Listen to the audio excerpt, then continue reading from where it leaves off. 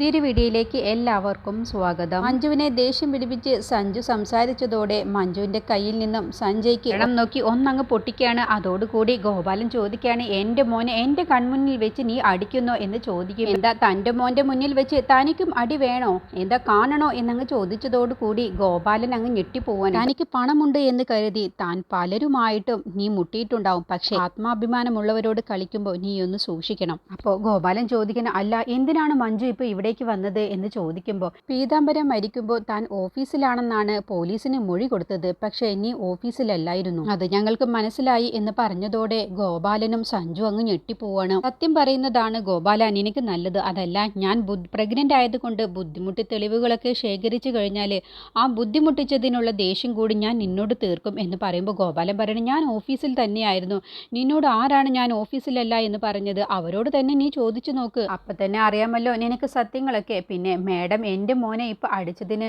ഞാൻ മേഡത്തിനെതിരെ കേസ് കൊടുക്കേണ്ടതാണ്, പക്ഷേ ഞാനത് ചെയ്യുന്നില്ല എന്ന് പറയുമ്പോൾ സഞ്ജു പറയണേ, വേണ്ട ഡാഡി, നമ്മളിപ്പോൾ ഇവൾക്കെതിരെ എന്തെങ്കിലും ചെയ്താലേ അത് നമുക്ക് തന്നെ തിരിച്ചടിയാവും, ഇവളിപ്പോൾ നമ്മളോട് ചെയ്തതിന് ദേഷ്യം മഹിമയോട് തീർത്താ പോരെ. ഗോപാലൻ പറയണ, അത് ശരിയാണ് സഞ്ജു, നമ്മൾ നിയന്ത്രിക്കുന്ന ജയിലിലല്ലേ ഇപ്പോൾ അവൾ കിടക്കുന്നത്, അവളെ ഉപദ്രവിക്കുമ്പോൾ അവിടെ മഹിമയ്ക്കും ആ ഉപദ്രവം ഏൽക്കേണ്ടി വരും എന്ന് പറയുമ്പോൾ മഞ്ജു ദേഷ്യത്തിൽ പറയണേ, ഇത്തവണ ഞാൻ യൂണിഫോം ഇട്ടതേ നാടിനെ സേവിക്കാനല്ല, എൻ്റെ കുടുംബത്തിന് വേണ്ടിയാണ്. മഹിമയെ നീ ഉപദ്രവിച്ചു എന്ന് ഞാൻ അറിഞ്ഞാൽ പിന്നെ നിന്നോട് സംസാരമൊന്നും ഉണ്ടാവില്ല, നിന്നെ ഞാൻ അങ്ങ് കൊന്നുകളയും എന്ന് പറഞ്ഞതോടെ ഗോപാലനും സഞ്ജുവും മഞ്ജുവിൻ്റെ ആ ഭാവവ്യത്യാസം കാണുമ്പോൾ ഞെട്ടലോടുകൂടി നിൽക്കണം. എന്നിട്ട് മഞ്ജു പറയണേ, താൻ ചത്തുപോകുമ്പോൾ തനിക്ക് കൊള്ളി വെക്കാൻ ആൾ വേണമെന്നുണ്ടെങ്കിൽ ഇവനോട് മര്യാദയ്ക്ക് നടന്നോളാം പറഞ്ഞോളാം എന്ന് പറഞ്ഞ് മഞ്ജു അവിടെ നിന്ന് പോവാണ്. പിന്നീട് അക്കമ്മയും മഹിമയും കൂടി സംസാരിക്കുകയാണ്. ജോർജിനെ കൊണ്ടുള്ള ശല്യം കൂടി വരികയാണ്, അതുകൊണ്ട് മുകുന്ദൻ വരുന്ന സമയത്ത് നീ പറഞ്ഞോ എന്ന് അക്കമ്മ മഹിമയോട് പറയട്ടോ, എനിക്ക് പറയേണ്ടി വരും വക്കീലിനോട് എല്ലാ കാര്യവും,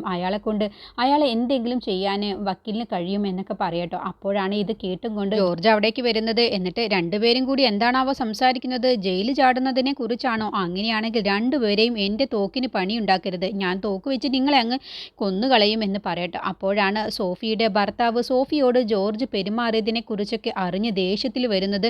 എന്നിട്ട് കൈ ചൂണ്ടി സംസാരിക്കുകയാണ്, നീ എൻ്റെ ഭാര്യയോട് മോശമായി പെരുമാറിയല്ലേ, നിന്നെ ഞാൻ വെറുതെ വിടില്ല, നിനക്കെതിരെ ഞാൻ കേസ് കൊടുക്കും, സുപ്രീം കോടതി വരെ ഞാൻ പോവും എന്ന് പറഞ്ഞ് ഷർട്ടിൻ്റെ കോളറയിൽ കാക്കിയുടെ കോളറയിൽ അങ്ങ് പിടിച്ചതോടെ ജോർജിൻ്റെ തനി സ്വഭാവം അങ്ങ് പുറത്തു വരികയാണ്.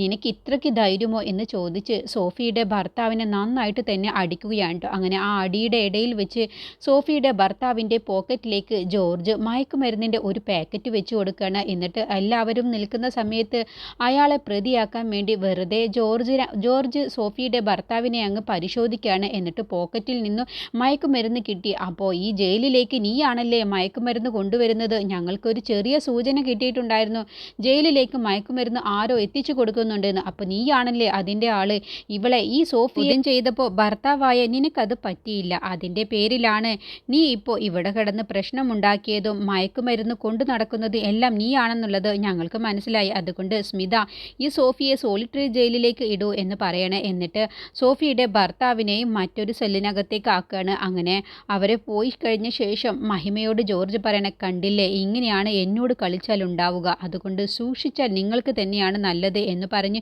ഒരു ഭീഷണി മുഴക്കിയിട്ടാണ് ജോർജ് പോകുന്നത്. അതോടുകൂടി അക്കാം പറയണേ, നീ എന്തായാലും മുകുന്ദനോട് ഇയാളുടെ കാര്യം പറഞ്ഞേക്ക് എന്ന് പറയുമ്പോൾ, ഇല്ല അക്കാമ്മേ, എന്നോടല്ലേ അയാൾ എല്ലാ ദേഷ്യവും കാണിക്കുന്നതും എന്നോടല്ലേ മോശമായി പെരുമാറുന്നത്, അതുകൊണ്ട് ഇത് വക്കീലിനെ അറിയിക്കേണ്ട, വക്കീലിനെ അറിയിച്ചാൽ എത്രയും പെട്ടെന്ന് വക്കീൽ ഒരു ജഡ്ജ് ആവേണ്ടതാണ്, ഇനിയിപ്പോൾ ഇയാളുമായിട്ട് എന്തെങ്കിലും പ്രശ്നമുണ്ടായിട്ട് അതൊരു പ്രശ്നമായി മാറണ്ട, അതുകൊണ്ട് ഞാൻ തന്നെ ഇയാൾക്കുള്ളത് ഞാൻ കൊടുത്തോണ്ട്, ഞാനും ഇയാളും തമ്മിലുള്ള പ്രശ്നം അത് ഞാൻ തന്നെ തീർത്തോണ്ട് എന്ന് പറയണേ. അങ്ങനെ മുകുന്ദനോട് തൽക്കാലം മഹിമ ഒന്നും പറയുന്നില്ല എന്ന് തീരുമാനിക്കുകയാണ്. പിന്നീട് മഹിമയെ കാണാൻ വേണ്ടി ജയിലിലേക്ക് മുകുന്ദൻ വരികയാണ്. അങ്ങനെ വക്കീലിനെ നേരിട്ട് കണ്ടതോടുകൂടി മഹിമ അങ്ങ് കെട്ടിപ്പിടിക്കുകയാണ് കേട്ടോ. അപ്പോൾ വക്കീൽ ചോദിക്കുകയാണ്, അല്ല എന്ത് പറ്റി മഹിമേ, നിനക്ക് എന്തെങ്കിലും ബുദ്ധിമുട്ടുണ്ടോ എന്ന് ചോദിക്കുമ്പോൾ പെട്ടെന്ന് മഹിമ അങ്ങ് തുറന്നു പറഞ്ഞാലോ എന്നിങ്ങനെ ചിന്തിച്ചുകൊണ്ട് നിൽക്കുമ്പോഴാണ് സ്മിത അവിടേക്ക് എത്തി നോക്കി വരുന്നത്. അപ്പോൾ സ്മിതയെ കണ്ടതോടുകൂടി മഹിമ തൽക്കാലത്തേക്കൊന്നും പറയുന്നില്ല. അപ്പോൾ മുകുന്ദൻ പറയണേ, എനിക്ക് ഭാര്യയ്ക്കും ഭർത്താവിനും കുറച്ച് പേഴ്സണലായിട്ട് സംസാരിക്കുന്നുണ്ട് മേഡം ഒന്ന് മാറി നിൽക്കൂ എന്ന് പറയുമ്പോൾ സ്മിത പറയണേ, എന്നാൽ ഞാനിവിടെ നിന്നും നിങ്ങൾക്ക് കതക് പൂട്ടി പുറത്ത് കാവൽ നിൽക്കാം, എന്താ അങ്ങനെ ചെയ്തു തരണോ എന്നൊക്കെ ചോദിച്ച് പരിഹാസത്തോടു കൂടി സംസാരിക്കുകയാണ് കേട്ടോ. അപ്പോൾ മഹിമ പറയണ, ഇവരിവിടെ നിന്ന് എന്ന് കരുതിയിട്ട് എനിക്ക് വക്കീലിനോട് പ്രേമിക്കാനൊന്നും ഒരു മടിയുമില്ല എന്ന് പറയണേ. അങ്ങനെ മഹിമ ജയിലിൽ എന്തോ ഒരു ബുദ്ധിമുട്ട് അനുഭവിക്കുന്നുണ്ട് എന്ന് മുകുന്ദന് മനസ്സിലാവുകയാണ്. അങ്ങനെ മുകുന്ദൻ നേരെ ജയിലിൽ നിന്നും പിന്നെ ഗിരിയുടെ അടുത്തേക്ക്, ഗിരിയുടെ വീട്ടിലേക്കാണ് ചെല്ലുന്നത്. മഞ്ജു ഇവിടെ ഇല്ലേ എന്ന് ചോദിക്കുമ്പോൾ ഇല്ല, മഞ്ജു എത്തിയിട്ടില്ല, ഇനി ഇവിടെ ഇരിക്കുക, അപ്പോഴത്തേക്കും മഞ്ജു വന്നോളും എന്ന് പറയട്ടോ. അപ്പോൾ ഗിരി പറയണേ ഇല്ല, ഞാൻ ഇപ്പം തന്നെ അല്ല നിന്റെ മുഖം എന്താ വല്ലാതിരിക്കുന്നു എന്ന് ചോദിക്കുമ്പോൾ എന്താ ഗിരി നീ ഇങ്ങനെ ചോദിക്കുന്നത്? മഹിമ ജയിലിലാണെന്നുള്ളത് നിനക്ക് അറിയാവുന്നതല്ലേ, പിന്നെ എനിക്ക് സന്തോഷമുണ്ടാവും. മഹിമ ജയിലിൽ എന്തൊക്കെയോ ബുദ്ധിമുട്ടും പ്രയാസവും അനുഭവിക്കുന്നുണ്ട്, അവൾ എന്നോട് പറയാതിരിക്കുകയാണ്, ഞാൻ വിഷമിക്കണ്ട എന്ന് കരുതിയിട്ട്. ആ ഗോപാലന്റെ ആളാണ് ജോർജ് എന്ന് പറഞ്ഞ പുതിയ സൂപ്രണ്ട്. അപ്പോൾ ഗിരിയോട് ഇക്കാര്യമൊക്കെ പറയുന്ന സമയത്ത് മുകുന്ദൻ അങ്ങ് കരഞ്ഞു പോവാണ്. അപ്പോൾ എന്താടാ നീ ഇങ്ങനെ, ഞാൻ സംസാരിച്ചോളാം ഗോപാൽജിയോട് എന്ന് പറയുമ്പോൾ വേണ്ട, അതിലൊന്നും ഒരു കാര്യവുമില്ല, ഗോപാലന് മഹിമയോട് അത്രയ്ക്ക് ദേഷ്യമാണുള്ളത്, എന്തെങ്കിലും വഴി അയാൾ വീണ്ടും കണ്ടെത്തും, അതുകൊണ്ട് മഹിമയെ എത്രയും പെട്ടെന്ന് ജയിലിൽ നിന്നും പുറത്തിറക്കണം, അതാണ് ഇനി ഒരു വഴിയുള്ളൂ എന്ന് പറയുമ്പോൾ ഗിരി പറയാണ് അതൊക്കെ നീ പറഞ്ഞത് ശരിയാണ്, എന്നെ പുറത്തിറക്കാൻ വേണ്ടി മഹിമയ്ക്കെതിരെ കിട്ടിയ തെളിവുകൾ അത് വ്യാജമാണെന്നുള്ളത് കണ്ടെത്തുന്നതിൻ്റെ മുന്നേ തന്നെ അനിത വഴി എല്ലാ കാര്യവും കമ്മീഷണർ അറിഞ്ഞു, അതിൻ്റെ പേരിലാണ് മഹിമയെ അറസ്റ്റ് ചെയ്തതും. ആ ഒരു കുറ്റബോധം എനിക്കും മഞ്ജുവിനും നല്ലതുപോലെയുണ്ട്. മഹിമയെ പുറത്തിറക്കാനുള്ള തെളിവുകൾ അന്വേഷിച്ചുകൊണ്ട് തന്നെയാണ് മഞ്ജു ഇപ്പോൾ ജോലിയിലേക്ക് വീണ്ടും കയറിയത്. എത്രയും പെട്ടെന്ന് മഹിമ പുറത്തിറങ്ങും, അവളുടെ നിരപരാധിത്വം മഞ്ജു തന്നെ തെളിയിക്കും, അതെനിക്ക് ഉറപ്പുണ്ട്, ഞാൻ നിനക്ക് തരുന്ന വാക്കാണ് എന്നൊക്കെ ഗിരി പറയാണ്. അങ്ങനെ മുകുന്ദനെ ഗിരി നല്ല ആത്മവിശ്വാസം കൊടുത്തിട്ടാണ് പറഞ്ഞു വിടുന്നത്. പിന്നീട് ഭാനുമ്മ അടുക്കളയിൽ ജോലി ചെയ്യുന്ന സമയത്ത് പ്രീതി അവിടേക്ക് സ്നേഹം അഭിനയിച്ചുകൊണ്ട് വരികയാണ്. എന്നിട്ട് ഭാനുമ്മയെ സഹായിക്കാൻ വേണ്ടി ഒരുങ്ങുന്ന സമയത്ത് എനിക്ക് നിന്റെ സഹായമൊന്നും വേണ്ട, ഞാൻ ഒറ്റയ്ക്ക് ചെയ്തോണ്ട് എന്ന് പറയുമ്പോൾ പ്രീതി പറയണ അല്ല ഞാൻ കൂടി കഴിക്കേണ്ടതല്ലേ, അപ്പോൾ ഞാനൊന്ന് സഹായിച്ചു എന്ന് കരുതിയിട്ട് ഒരു കുഴപ്പമില്ല, പിന്നെ എന്തിനാണ് അമ്മ എന്നോട് ഇങ്ങനെ ദേഷ്യപ്പെടുന്നത്? മഞ്ജു എന്നോട് ദേഷ്യപ്പെടുന്നതിന് ഒരു കാര്യമുണ്ട്, അവളുടെ ഭർത്താവിനെ ഞാൻ സ്വന്തമാക്കുന്നു എന്നുള്ള ആ ഒരു ചിന്ത കൊണ്ടാണ്. പക്ഷേ ഭാനുമ്മയ്ക്ക് മഞ്ജുവിനോട് നല്ല ദേഷ്യമല്ലേ, പിന്നെ എന്തിനാണ് എന്നോട് ആ ദേഷ്യം കാണിക്കുന്നത്? മഞ്ജുവിനെ ഭാനുമ്മയ്ക്ക് ഇഷ്ടമല്ലല്ലോ എന്നൊക്കെ പറയുമ്പോൾ ഞാനും മഞ്ജുവും തമ്മിൽ പല പ്രശ്നങ്ങളൊക്കെ ഉണ്ടാവും, പക്ഷേ അതൊന്നും പുറത്തു നിന്നും വന്ന ആൾക്ക് ഇടപെടേണ്ട ഒരു ആവശ്യവുമില്ല. നീ ഇപ്പോൾ ഇവിടേക്ക് വന്നത് കുത്തിത്തിരിപ്പ് ഉണ്ടാക്കാനാണെങ്കിൽ നീ ഇപ്പോൾ ഇവിടെ നിൽക്കണമെന്നില്ല, അങ്ങ് പോയേക്ക്, എനിക്കറിയാം ഇതൊക്കെ ചെയ്യാൻ എന്ന് പറയട്ടോ. നിന്റെ ഒരു ഉദ്ദേശവും എൻ്റെ മുന്നിൽ ചെലവാവില്ല, ഒന്നല്ലെങ്കിൽ നിന്നേക്കാളും കൂടുതൽ ഓണമുണ്ടതല്ലേ. അപ്പോൾ പ്രീതി പറയണേ അതിലൊന്നും ഒരു കാര്യവുമില്ല അമ്മേ, അമ്മ ഒന്ന് ചിന്തിച്ചു നോക്ക്, ഏറ്റവും നല്ല മരുമകൾ ആരാണ്, ഞാനാണോ അതോ മഞ്ജുവാണോ എന്നുള്ള. ഭാനുമ്മ പറയണേ അതിനെക്കുറിച്ച് കൂടുതൽ ചിന്തിക്കാനൊന്നുമില്ല, മഞ്ജു തന്നെയാണ് നല്ല മരുമകൾ, അത് ഉറപ്പാണോ എന്ന് പ്രീതി ചോദിക്കും. അതെ ഉറപ്പ് തന്നെയാണ്, മഞ്ജു തന്നെയാണ് നല്ല മരുമകൾ. ഇപ്പോൾ പ്രീതി പറയാണ് മഞ്ജുവിന്റെ അച്ഛനെ ഗിരിയേട്ടന്റെ അച്ഛനെ കൊല്ലാൻ കൂട്ടുനിന്നിട്ടുണ്ട്, ഗിരിയേട്ടന്റെ ജീവന് തന്നെ മഞ്ജു കാരണം ആപത്താണ് എന്ന് പറയുമ്പോൾ ഭാനുമ്മ പെട്ടെന്ന് അങ്ങ് പതറുകയാണ്. അങ്ങനെയൊന്നും മഞ്ജു ചെയ്യില്ല, ഒക്കെ അമ്മയുടെ വെറും വിശ്വാസമാണ്. ഗിരിയേട്ടനുമായിട്ട് മഞ്ജുവിന് എന്തെങ്കിലും പ്രശ്നമുണ്ടായാൽ മഞ്ജു ചിലപ്പോൾ ഗിരിയേട്ടനെ കൊല്ലാനും മടിക്കില്ല, എനിക്ക് ഗിരിയേട്ടനെ കൊണ്ട് ഒരു ലാഭവുമില്ല, നഷ്ടം മാത്രമാണ് എന്ന് ചിന്തിച്ചാലേ ചിലപ്പോൾ ഗിരിയേട്ടനെ അവൾ കൊല്ലാനും മടിക്കില്ല എന്ന് പറഞ്ഞ് എരിപിരി കയറ്റുകയാണ് കേട്ടോ. അപ്പോൾ ഭാനുമ്മയുടെ മനസ്സിടറുകയാണ്.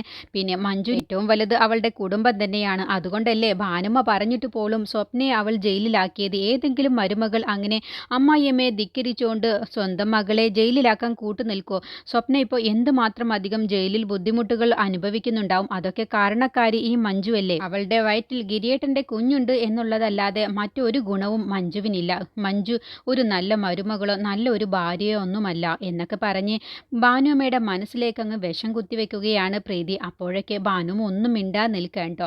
പിന്നെ മഞ്ജുവിന് ആ കുഞ്ഞിനോട് അങ്ങനെ ആത്മാർത്ഥതയൊന്നുമില്ല, അവൾക്ക് ആ കുഞ്ഞിനോടെങ്കിലും സ്നേഹമുണ്ടെങ്കിൽ ഭാനുമ്മ പറഞ്ഞതുപോലെ അവളിപ്പോൾ ഈ ജോലിക്ക് പോയില്ലല്ലോ. പിന്നെ ഗിരിയേട്ടൻ അവളുടെ മുന്നിൽ പിടിച്ചു നിൽക്കുകയാണ്, സ്നേഹം അഭിനയിച്ചുകൊണ്ട് പിടിച്ചു നിൽക്കുകയാണ്, ഗിരിയേട്ടനെ അവൾ ഒരു കുറ്റവാളിയെ പോലെയാണ് കാണുന്നത് എന്നൊക്കെ പറയുമ്പോഴൊക്കെ ഭാനുമ്മ ഒന്നും മിണ്ടുന്നില്ല കേട്ടോ. അപ്പോൾ മഞ്ജു ആത്മാർത്ഥമായിട്ടൊന്നും ഗിരിയേട്ടനെ സ്നേഹിക്കുന്നില്ല, ആത്മാർത്ഥമായി ഗിരിയേട്ടനെ സ്നേഹിക്കുന്നതും ഈ കുടുംബത്തെ സ്നേഹിക്കുന്നതും ഒക്കെ ഞാനാണ്, അപ്പോൾ നല്ലൊരു മരുമകളും നല്ലൊരു ഭാര്യയും ഞാനല്ലേ എന്നങ്ങ് ചോദിച്ചതോടുകൂടി ഭാനുമ്മ പരിഹസിച്ചുകൊണ്ട് പറയുന്നു നല്ലൊരു മരുമകളും നല്ലൊരു ഭാര്യയും വന്നിരിക്കുന്നു എന്നും പറഞ്ഞുകൊണ്ട് അകത്തേക്ക് പോവാണ്.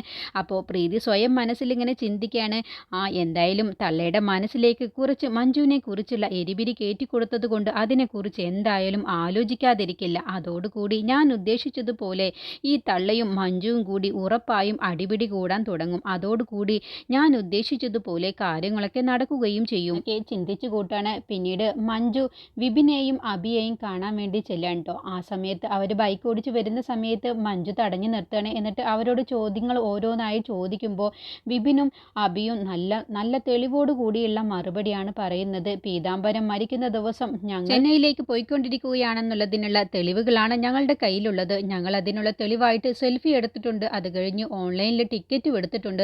മാഡത്തിന് ഞങ്ങളെ എന്തായാലും പ്രതിയാക്കാനൊന്നും കഴിയില്ല എന്ന് പറയട്ടെ. ആ സമയത്ത് മഞ്ജുവിന് എന്ത് പറയണമെന്ന് അറിയാതെ പതറുകയാണ്. അപ്പോൾ മഞ്ജു ചോദിക്കുകയാണ്, അല്ല മഹിമയുടെ നൈഫ് എടുത്തത് നീയല്ലേ എന്ന് ചോദിക്കുമ്പോൾ വിപിനും അഭിയും പറയാണ്, ഞങ്ങളാണ് അത് എടുത്തതെങ്കിൽ മാഡത്തിനോട് അത് ഞങ്ങളാണ് ചെയ്തത് എന്നുണ്ടോ? ഞങ്ങൾ പറയാം, ഞങ്ങൾ എന്താ അത്രയ്ക്ക് പൊട്ടന്മാരാണോ എന്നാണോ മാഡം കരുതി വെച്ചത് എന്ന് ചോദിക്കാട്ടോ. എന്തായാലും മഹിമയെ പുറത്തിറക്കാൻ വേണ്ടി ആരുടെയെങ്കിലും തലയിൽ കെട്ടിവെക്കാനൊന്നും മാഡത്തിന് കഴിയില്ല. അതിപ്പോൾ ആരെനെങ്കിലും കാത്തിരിക്കുകയാണ് മാഡം. പക്ഷേ അതിനൊന്നും ഒരിക്കലും കഴിയില്ല. ഞങ്ങളെ നിങ്ങൾക്ക് ഇനി അകത്താക്കാൻ ഒരു തെളിവും കിട്ടില്ല. ഞങ്ങളെ ഇനി അകത്താക്കാൻ മാഡത്തിനെ കൊണ്ട് കഴിയില്ല എന്ന് പറഞ്ഞ് അവർ ചെറുതായിട്ട് വെല്ലുവിളിക്കുമ്പോൾ മഞ്ജു പറയണ, അങ്ങനെ നിങ്ങളങ്ങ് ഉറപ്പിക്കുകയൊന്നും വേണ്ട.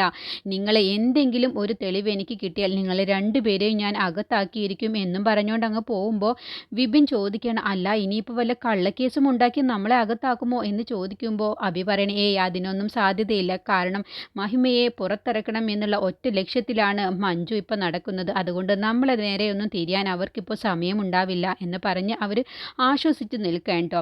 പിന്നീട് മഞ്ജു വീട്ടിലെത്തിയ ശേഷം മഞ്ജുവിന് കുളിക്കാനുള്ള ചൂടുവെള്ളവുമായിട്ട് ഗിരി അകത്തേക്ക് വരികയാണ്. അപ്പോൾ ഇതെന്താ ഗിരിയേട്ടാ എന്ന് ചോദിക്കുമ്പോൾ, രണ്ടു നേരവും നീ ഇങ്ങനെ തണുത്ത വെള്ളത്തിൽ കുളിക്കുന്നത് കൊണ്ടാണ് നിനക്ക് ജലദോഷമൊക്കെ വരുന്നത്.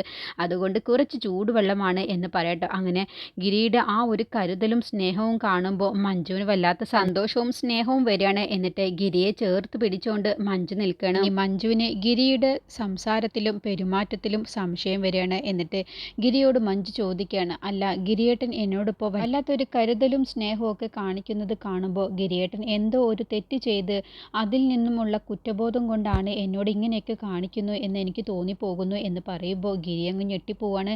പ്രീതിയോട് ഞാൻ ചെയ്ത തെറ്റ് അത് മഞ്ജു അറിഞ്ഞാലുള്ള അവസ്ഥ, അതിനെക്കുറിച്ച് ഓർത്ത് ഗിരിക്ക് വല്ലാത്തൊരു കുറ്റബോധവും പേടിയുമാണ്. മഞ്ജുഞ്ഞും എനിക്ക് നഷ്ടമാവുമോ എന്നുള്ള പേടിയോട് കൂടിയിട്ടാണ് പ്രീതിയെ പേടിച്ചുകൊണ്ട് തന്നെ മഞ്ജുവിനെ സ്നേഹിക്കാനും ഒന്നും കഴിയാതെ ഗിരി കുറ്റബോധത്തോടു കൂടി നടക്കും. പിന്നീട് മഞ്ജു ഡ്യൂട്ടിക്ക് പോകാൻ വേണ്ടി ഒരുങ്ങുന്ന സമയത്താണ് പ്രീതി അർത്ഥം വെച്ചുകൊണ്ട് മഞ്ജുവിനോട് സംസാരിക്കുന്നത്. ഗിരിയേട്ടൻ ഇപ്പോൾ പഴയതുപോലെ മഞ്ജുവിനെ അങ്ങ് ഫ്രീ ആയിട്ട് അങ്ങ് സ്നേഹിക്കുന്നില്ല അല്ലേ? അത് എൻ്റെ മുന്നിൽ വെച്ച് ഗിരിയേട്ടൻ മറ്റൊരു പെണ്ണിനെ എങ്ങനെ സ്നേഹിക്കുമെന്നുള്ള കുറ്റബോധം കൊണ്ടാണ് എന്നൊക്കെ പറയുമ്പോൾ മഞ്ജുവിന് പ്രീതിയുടെ ആ വാക്കുകൾ എന്തൊക്കെയോ അർത്ഥം വെച്ചിട്ടാണ് ഇവൾ സംസാരിക്കുന്നത് എന്ന് മനസ്സിലാവാട്ടോ. അങ്ങനെ പ്രീതിയുടെ വാക്കുകൾ അതിര് കടക്കുമ്പോൾ മഞ്ജുവിന് ദേഷ്യം പിടിച്ചിട്ട് പ്രീതിയുടെ കഴുത്തിന് പിടിച്ചങ്ങ് അമർത്താണ്. എന്താടി നീ ഈ വീട്ടിൽ കിടന്നുകൊണ്ട് നീ കൂടുതലായല്ലോ, ഓവറായി സംസാരിക്കുന്നു. നിനക്ക് ഗിരിയേട്ടനിൽ ഒരു കണ്ണുണ്ട് എന്നുള്ളത് എനിക്കിപ്പോൾ മനസ്സിലായി.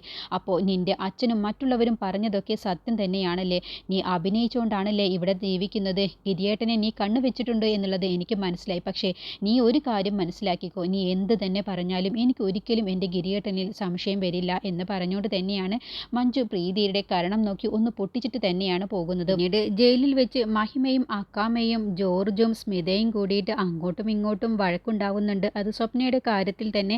അങ്ങനെ മഹിമ ജോർജിനോട് വിരൽ ചൂണ്ടി സംസാരിക്കുന്ന സമയത്ത് സ്മിത മഹിമയെ നന്നായിട്ട് തന്നെ അടിക്കുകയൊക്കെ ചെയ്യാണ്. ജോർജിന് മഹിമയോട് വീണ്ടും പകയും ദേഷ്യവും കൂടുകയാണ്. അപ്പോൾ സ്വപ്നയടക്കം സ്മിതയും സ്വപ്നയും ജോർജും കൂടി മഹിമയെ തകർക്കാൻ വേണ്ടിയുള്ള പ്ലാൻ ചെയ്യാണ്. അങ്ങനെ മഹിമ ബാത്റൂമിലേക്ക് കുളിക്കാൻ വേണ്ടി കയറുന്ന സമയത്ത് ജോർജ് പതിയെ ആ ബാത്റൂമിൻ്റെ അവിടേക്ക് വരികയാണ്. എന്നിട്ട് മഹിമ കുളിക്കുന്നത് ഒളിഞ്ഞു നോക്കാൻ വേണ്ടിയിട്ടുള്ള പരിപാടിയാണ്. പക്ഷേ മഹിമയ്ക്ക് ജോർജ് വന്നിട്ടുണ്ട് എന്നുള്ള കാര്യം മനസ്സിലാവാൻ. പിന്നെ ജോർജിൻ്റെ ദുരുദ്ദേശം മനസ്സിലാക്കിയ മഹിമ ജോർജിനിട്ട് നല്ലൊരു പണി തന്നെയാണ് കൊടുക്കുന്നത്. ഈ സമയം അക്കാമയോട് സ്വപ്ന സംസാരിക്കുകയാണ്. എന്നിട്ട് പറയാണ്, മഹിമയ്ക്കിട്ട് നല്ലൊരു പണിയാണ് ഇന്ന് ജോർജ് സാറ് കൊടുക്കാൻ പോകുന്നത്. അത് കഴിഞ്ഞാൽ നിങ്ങൾക്കാണ് അക്കാമയെ ജോർജ് സാറ് അടുത്ത പണി ഒരുക്കി വെച്ചിട്ടുള്ളത് എന്ന് പറഞ്ഞ് അർത്ഥം വെച്ചുകൊണ്ടാണ് സ്വപ്ന അക്കാമയോട് സംസാരിക്കുന്നത്. അപ്പം തന്നെ അക്കാമയ്ക്ക് കാര്യം മനസ്സിലാകുന്നുണ്ട്.